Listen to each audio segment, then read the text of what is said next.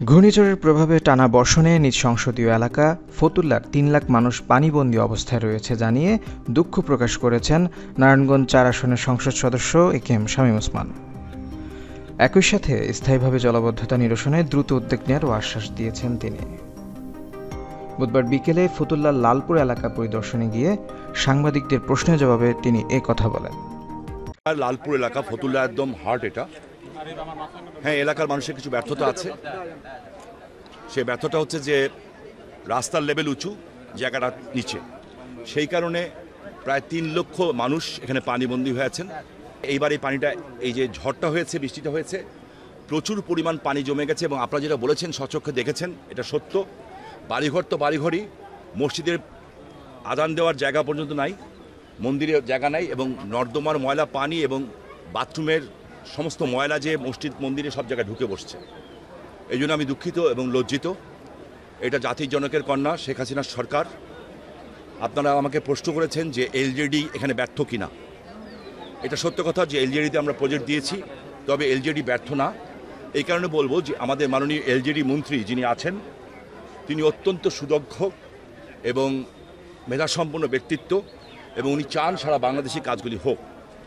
নিচের লেভেল থেকে হয়তো এখন পর্যন্ত ওনার কাছে যে এই প্রজেক্টটা পৌঁছায়নি। আমার দৃঢ় বিশ্বাস যদি এই প্রজেক্ট ওনার কাছে যে পৌঁছায়, এই এলাকাবাসীর এই কষ্ট, এই ফুটেজ দেখার পরে অবশ্যই উনি আরও এই কাজটি ত্বরান্বিত করবেন। আরেকটা বিষয় হচ্ছে, এখানে বিদ্যুতের বিল বাকি পড়ে গেছে, আজকের না প্রায় 15-20 বছরের বিল, প্রায় 80-90 লক্ষ টাকা। আমরা চেষ্টা করব। আপনারা জানেন যে আজকে যে বিদ্যুৎ প্রতিমন্ত্রী, আমরা বলতেই পারি যে উনি আমাদের এলাকার সন্তান, কারণ তার পিতা যারা হামিদ সাহেব, যিনি জাতির পিতা বঙ্গবন্ধুর সাথে যার অত্যন্ত নিবিড় সম্পর্ক ছিল, আমার বাবারও বন্ধু ছিলেন, এবং উনি বাংলাদেশ আওয়ামী লীগের কোষাধ্যক্ষ ছিলেন। গোপন মিটিং বঙ্গবন্ধু 2 জায়গায় হতো। একটা হচ্ছে আমাদের বাসায় বাইতুল মানে, ওখান থেকে নদীপথে এসে ওনাদের বাসায় গোপনে মিটিংগুলি হতো। সে হামিদ সাহেবের ছেলে নসরুল হামিদ বিপু, উনি এখানে আছেন। আমরা একটা ট্রান্সফর্মার যেটা লাগবে সেটা আমি আমার নিজের ব্যক্তিগত পকেটে পয়সা দিয়ে কিনে দিচ্ছি, কারণ এই ছোটো ব্যাপারে তাকে আমি বিরক্ত করব না।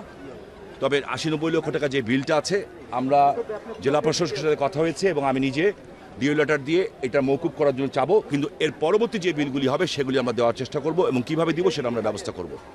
তো আমি আশা করি এই ঘটনার পার্মানেন্ট সমাধান করতে এলজিডির হেল্প লাগবে। আর আপাতত যে অবস্থাটা আছে, আমরা একটা নতুন ট্রান্সফর্মার কিনছি, আগামীকালের মধ্যে আমি কেনার জন্য টাকা দিয়ে দিয়েছি। এখানে যিনি বিদ্যুৎ বিভাগের লোক আছেন অক্লান্ত পরিশ্রম করছেন, আমাদের লোকরাও পরিশ্রম করছেন। সো আমি বিশ্বাস করি আগামী 2-3 দিনের মধ্যে এই পানি আমরা নামিয়ে ফেলতে পারি। সেনাবাহিনীর যারা কাজ করছেন, যে আমাদের ডিএনডি প্রজেক্টের ওনারা এবং এলজেডি ডিপার্টমেন্ট দুজনে এসে দেখেছেন।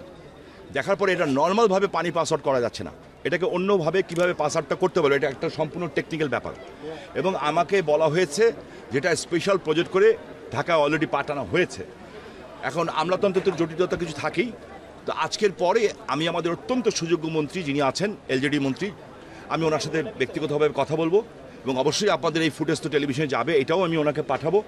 এবং আমার মনে হয় আমার কথাও বলতে হবে না, উনি এত একজন সুযোগ্য ব্যক্তিত্ব, উনি এবং আমাদের নসরুল হামিদ বিপু, ওনারা যখন এই ফুটেজটা দেখবেন, আমার বিশ্বাস আমার যেমন আমার এলাকার প্রতি টান আছে, ওনাদেরও এই বাংলাদেশের সব এলাকার প্রতিও টান আছে, এবং এই সমস্যার সমাধান ওনারা করে দেবেন ইনশাল্লাহ। আমরা ডিএনডি এলাকাতে আজকে আমি কথা বলেছি, 40টা ডাস্টবিন করা হয়েছে। আমি চেয়ারম্যান সাহেব যারা আছেন তাদের কাছে অনুরোধ করব, আমার ডিএনডি যে আছেন আজকে কথা বলেছি, আমি আরও 60 আরও 60টা আমরা করব, কি বলে ডাস্টবিন আমরা করব। এরপরে যদি কেউ ময়লা ফেলে, এটা হলো ইউনিয়ন পরিষদের চেয়ারম্যান মেম্বারদের ব্যাপার, তারা শাস্তিমূলক ব্যবস্থা গ্রহণ করবেন।